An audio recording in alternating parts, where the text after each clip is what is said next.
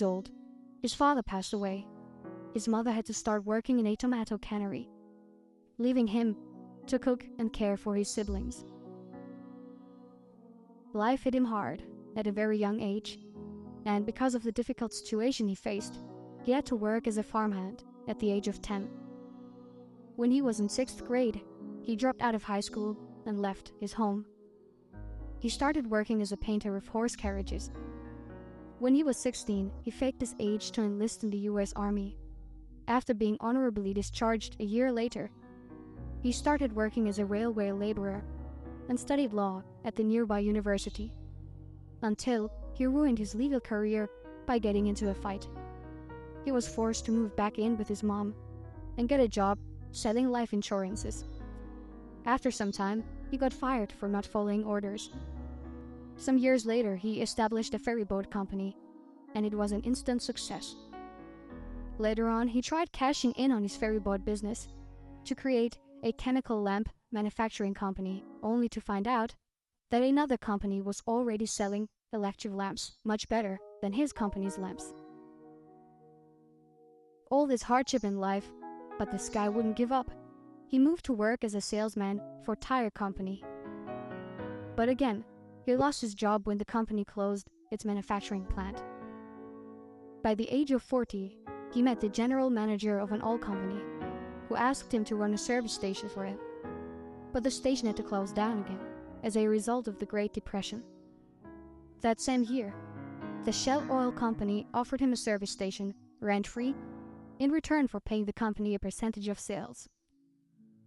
He started operating the service station and also began to serve chicken dishes and other simple meals for people who were stopping by at the station.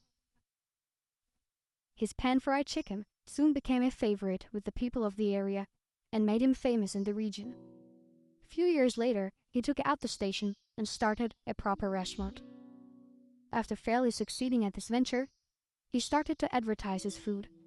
And to his shock, an argument erupted out of the blue with a local competitor and resulted in a fatal shootout with one of his employees dying. 4 years later, he bought a motel next to his chicken restaurant, hoping for better business. But it caught fire and burned down to the ground together with his restaurant. Yet this ambitious man rebuilt and ran a new motel with a 140-seat restaurant until World War II forced him to close it down again.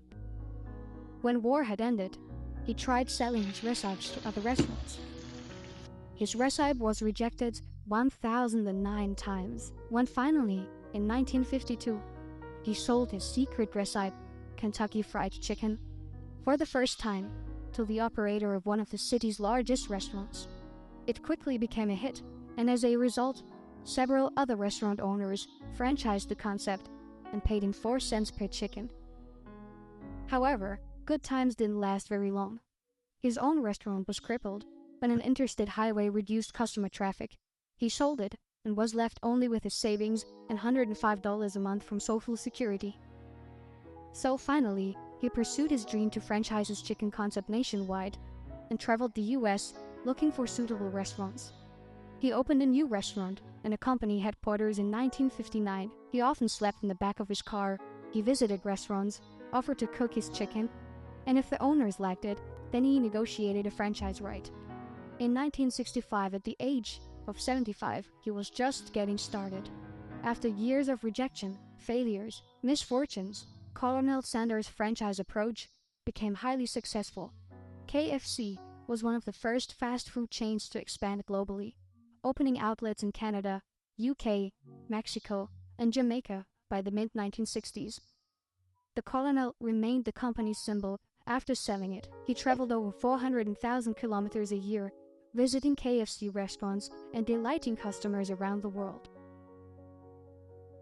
At the age of 90, Colonel Sanders passed away.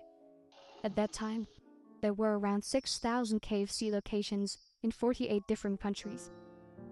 In 2018, there were 22,621 KFC restaurants worldwide.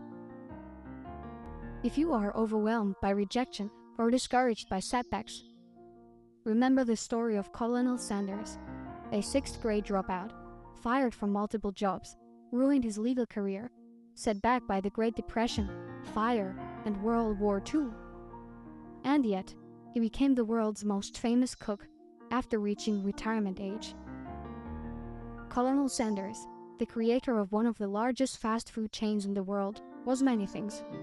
But above all, he was a great success story. With his story, we can learn that despite of thousands of rejections and misfortunes, how dedication, along with hard work, can create success, regardless of age. Thanks for watching, and stay blessed.